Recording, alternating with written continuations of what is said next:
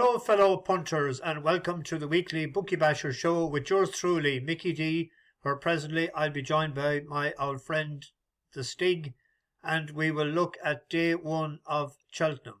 We also have our regular format of notebook horses, what tickled the Stig's fancy and his selections for the weekend. And I have a couple of selections that I want to get out for bus horses for Cheltenham, and we'll be looking also maybe at the other three races that we haven't looked at already. We have looked at the Stig has given his opinion on the Arkle, on the Champion Hurl, the Supreme, and the Mayor's Hurl, and we'll see what has changed in the meantime in his view or opinion. So we will get on with the show. The first thing I'd like to ask the Stig is, I seen paramedics heading for the stand in Leopardstown after Facile Vega's first racecourse defeat. The first thing I thought of was he's gone down, because from the time a couple of years ago he has always said he was Facile Vega's #1 fan. So how did you cope with the defeat on Sunday? Mickey, I've been at a few of the best horses' funerals this year. I was at Honeysuckle's loss in the Hatton's Grace and also Facile Vega's defeat on the weekend. But no, the paramedics weren't for me that day. Thank God I had no bet on him. He was too short. He was around 4-9, 1-2. Wouldn't be a price that I'd be looking to take him at, especially in such an unexposed field. But he did let himself down on the day. But I'm putting it down to solely the pace of the race and really just bottoming him out too early in the race. I think he's a lot better with a lead. He showed that in the Champion Bumper last year. He probably needs a bit of cut in the ground as well. If you watch his action, he's a very high knee action, which would suggest to me a bit of softer ground might suit him as well. So I definitely wouldn't be losing faith in him. I took a bit of the 6-1 when it went out afterwards.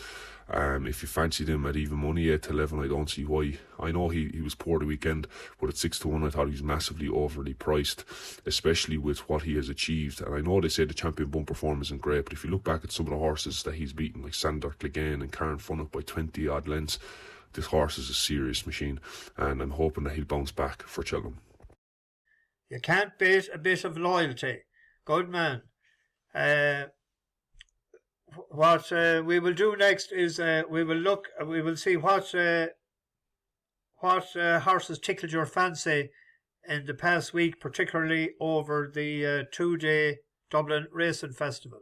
We had a fantastic weekend at the Dublin Racing Festival, and there were some serious horses on show and some horses to really keep on side going forward, I think, over the next couple of weeks and months. The first horse that tickled my fancy was the horse that I put up as my nap last weekend, and that was Mighty Potter.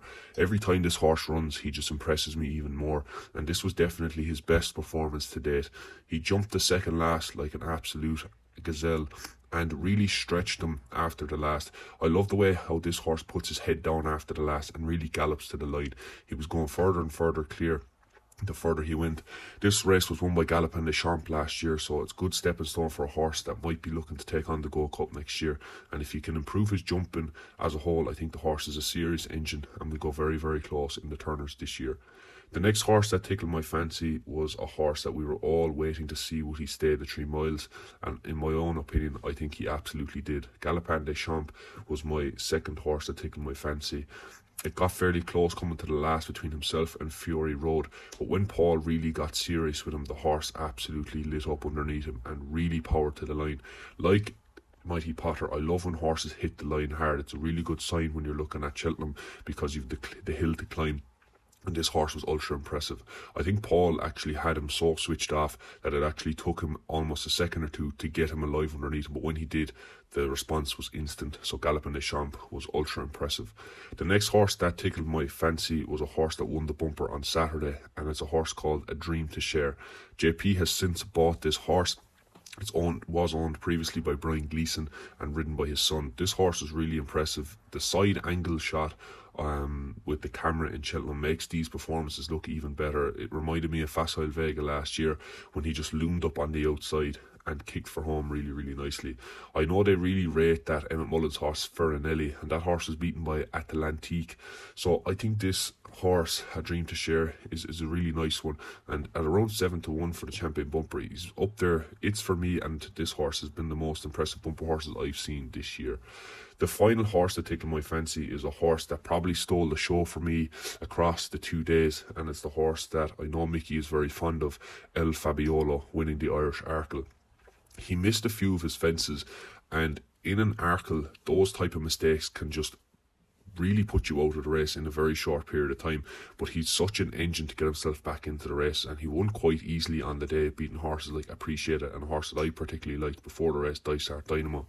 This has really set up a good clash between John Bon and El Fabiolo in the Arkle, and I'm really looking forward to it. Regular feature on the weekly show is getting you to tell us any horse or horses that you may have notebooked, and you've been quite successful in doing so.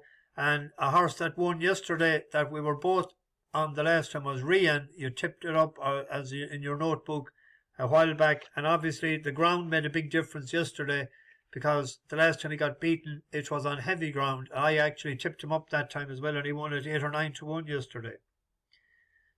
So what have you any horses that you put in the notebook? A horse that entered my notebook this week was a horse that ran in Thurles on Thursday, and it ran against the odds-on shot Saldier. But the horse that went into the notebook is a horse called Solness for Joseph O'Brien. This horse had one run over hurdles for Joseph and has since gone straight to fences, and this was his first run over fences, and it was a really nice round of jumping and a nice introduction for him, and I think he was really tenderly handled in the closing stages. So I think this horse is definitely one to keep an eye on for the future. Right then, we'll move swiftly on and we'll have a look at day one of the festival for 2023, March the 14th, 1:30, the Supreme Novices Hurl. Facile Vega, there was an odds-on shot last week, is out now. Initially went out to 6-1, back in best price there now at 100-30. So there is some people still thinking that probably with the excuse that finished lame. But we have our bus horse there, Marine Nationale, and that one, it's 4 for 4. I have a few pound on it, this at 6s. And when it won that day in Fairy House, it was on soft ground. And Mikey O'Sullivan, the jockey, said that it's about a stone better on good ground. So what is your view now at this stage, 4 weeks after you gave your opinion on the Supreme Novices Hurl? Looking back on my impression 4 weeks ago, I don't think much has changed for me. I think Facile Vega's performance, I can just draw a line straight through it. What he'd done up to that point was clear of what any other horse in this field has done. I mean, you can only blot your copybook if you run, and Marine Nationale won't be running until the Supreme. So he's going to go in with a clean slate of ones in his name. But I just think Facile Vega has a class edge above Marine Nationale. Now, I know Barry Connell is very bullish on Marine Nationale, and on Luck on Sunday he was telling everybody in Leopardstown to get on the double of Marine Nationale and Goodland. So he is very bullish. But I couldn't have Il Était Temps in the market of 5-1. Facile Vega beat him quite comfortably in the race over Christmas, and I think the pace of the race the last day was just basically falling into his lap. It's a very keen going horse, and he couldn't lie up with the early pace. He was almost 10-12 lengths off. Once the race had fallen apart, he was the one to pick up the pieces. A one in there at a bigger price would be Impere Pass.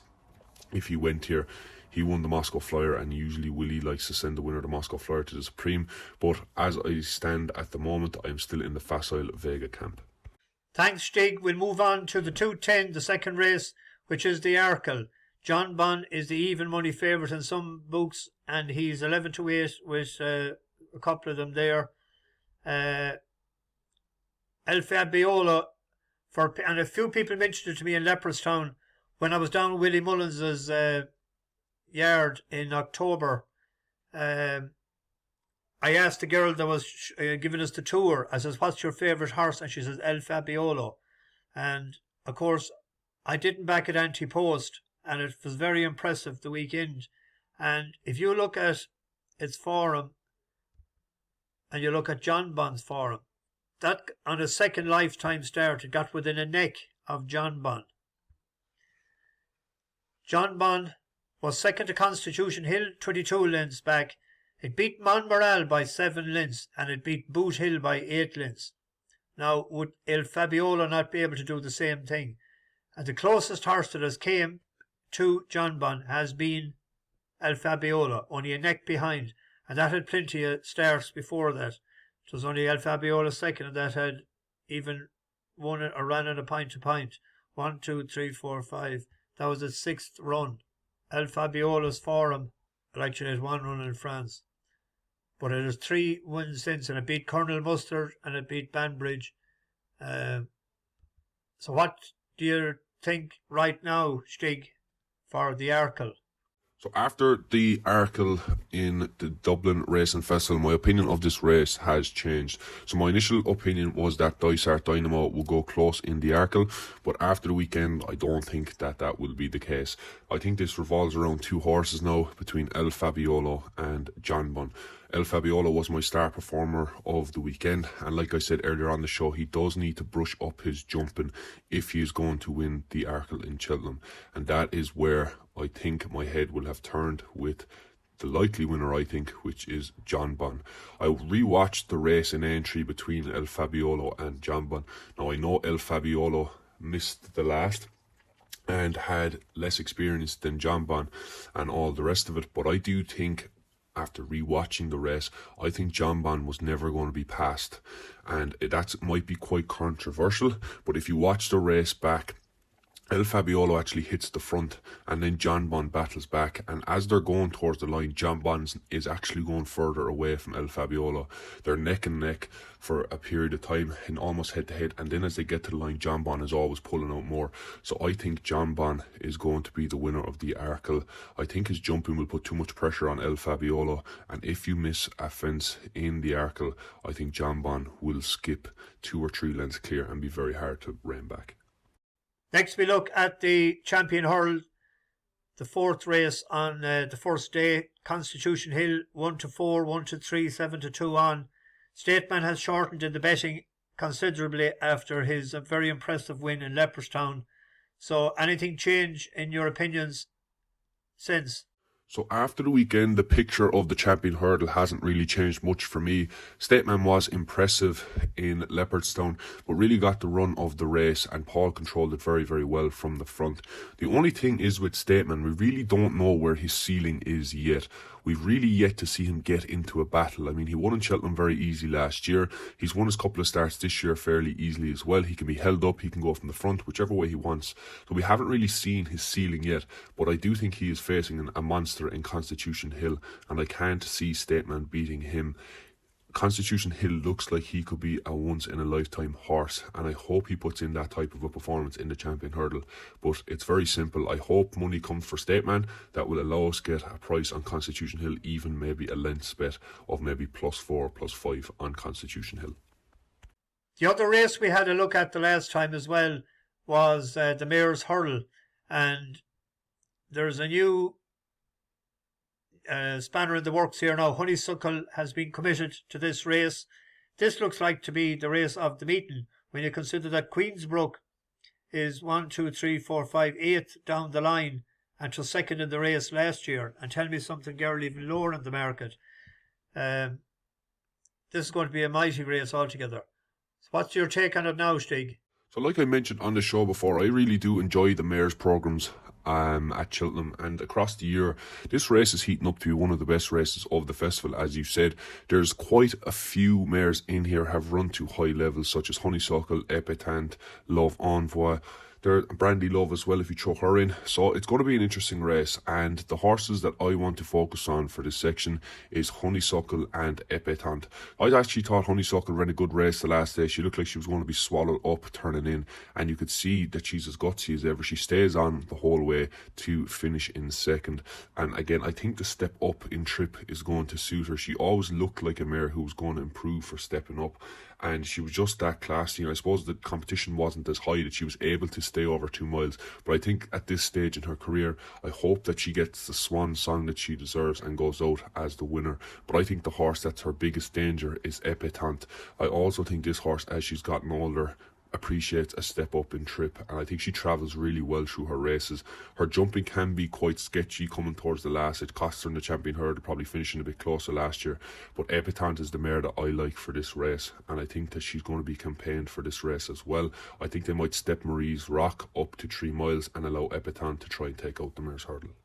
But just have a look there at the Ultima, the only horse that has been tipped up here that's in the betting in the top of the half of the page there is 3 under through 5.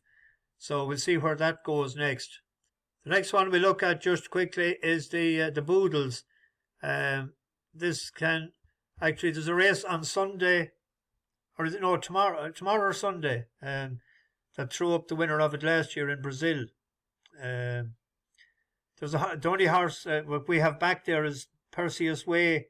And I also waiting to see where or what sort of a rating that Samuel Spade might get. So he's 25-1 there in the betting. Any views on that, Stig? Yeah, Mickey, I've actually backed a horse for this race a few weeks ago, and it's a horse that I mentioned very early on in the season, and it's a horse called McTeague for Emmett Mullins. This horse is currently rated 136, and I think that will be enough to see him get into the boodles. We haven't seen him in months. He ran over in Ireland during Christmas in Leopardstown, and there was a big drift on him on the day, so he obviously wasn't off that day. He's got a mark of 136. Brazil won the race last year off 137, and I think the Paul Burns and Emmett Mullins will have a plan for this horse, and I've backed him at 22-1 non-runner no bet a few weeks ago, so he'd be my selection at this early stage if he goes for the race. And the last race on the first day is the National Hunt Chase. Willie has the top 2 there. He won't run the 2 of them. One of them will probably go for the Brown Advisory. I don't have any opinion on that at all yet. Have you anything on that, Stig? The early horse that I would be looking at for the National Hunt Chase is a horse called Chemical Energy. He ran in Cheltenham over November and won that chase by 60 lengths, beating Mahler Mission. Now that form was reversed the last day when they lined up again in Naas. But I think that day that Chemical Energy needed the run. He was almost off the track nearly 3 months, and I'd say he was given a bit of a break, a bit of a layoff, and he drifted on the day as well. So I'd say he needed the run that day. His jumping was quite poor, but I think the horse definitely will come alive in Cheltenham. I'd say Jamie Codd will probably take the ride, and the plan all year has been the National Hunt Chase, and I know the owners, Gordon said in a video, are on at big prices, so this will be all systems go, and I think he'd be my early selection for the race. But there's 4 horses that we have won money on. Well, 3 won money on, and one is a horse that I hope will win, and I have my only Antipost bet, or my biggest Antipost bet. So what might advise passengers on the bus, Mighty Potter is 6-4, and that's going to run in the Turners. Ashrow Diamond is 100-30 and is running in the Mayor's Novice Hurl. It's For Me is 100-30 and is going in the bumper. There's 3 we have sort of mentioned, and Gallopin' de Champ for people that's the 3 little short videos at the top of the channel. The one on the right is Gallopin' de Champ, and I wouldn't leave Willie Mullins' yard without having a chat with him. And he pricked his ears when I said, "You're going to win the Gold Cup for us." So I backed him at 7-2 and 3-1, 11-4, 5-2, few pound down along the line. So if in what I've done, and I do every year, is horses like this. So let's say you've done cross doubles, cross trebles. A €1, just take it for €1. €1 doubles. You have 6 doubles, 4 trebles, and an accumulator. It costs you €11. If them 4 won, you'd have about 310 back for your 11. But you can do it for €2, or you could do it for 3. It's up to people self. But in the event that the first 3 won, that you'd have gone on to gallop in the shop. You wouldn't have to put hundreds on to win money. You know what I'm saying? So that's a bust bet that we might do. So I'll give one of them every week if I see bus horses, and I'll give an each way selection as well. Have you anything in mind, Stig? Any bet that you might put up? One per week maybe, or whatever, with only 4 weeks to go next Tuesday. The first horse that I'm going to put up in this series for the Cheltenham Festival this year is a horse we've backed, and I've napped her on the channel before. It's a horse called Ashraw Diamond in the mare's novice. I think this horse is a really classy mare. She won that bumper in entry last year very well. She's gone on to win again this year for us last time out. I thought Danny gave her enough to do that day. She's run some nice races behind Facile Vega. So I think this horse is well up to standard to win the mare's novice. Lucia is obviously out this weekend, so we'll see how good she is. But she's missed a few races on track, so I don't think her preparation will be going as smoothly as Nicky Henderson will be letting on. So I think Ashraw Diamond at 4-1 is going to be my first play on the channel. And finally, as we do every week, we will have you a nap, next best, and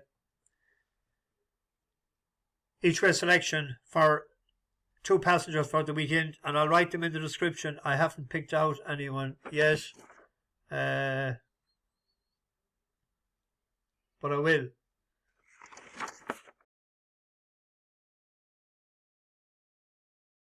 The horse that I'm going to nap up this weekend is a horse called Saint Sam. He runs in the Boyne Hurdle on Sunday in Navan in the 240, and he's currently priced around 7-4. I think he'll go from the front. He's a nimble jumper of his hurdles, and I think he's going to have the race fitness on his side to beat Blazing Cal. Blazing Cal is coming off a long layoff, so I think they won't be pushing all the buttons on Sunday, keeping an eye obviously towards the Stairs Hurdle, which I do think he'll run a very good race in. Also, Meet and Greet runs in that race, and I think he almost fell into third over Christmas, so Saint Sam will take all the beating here.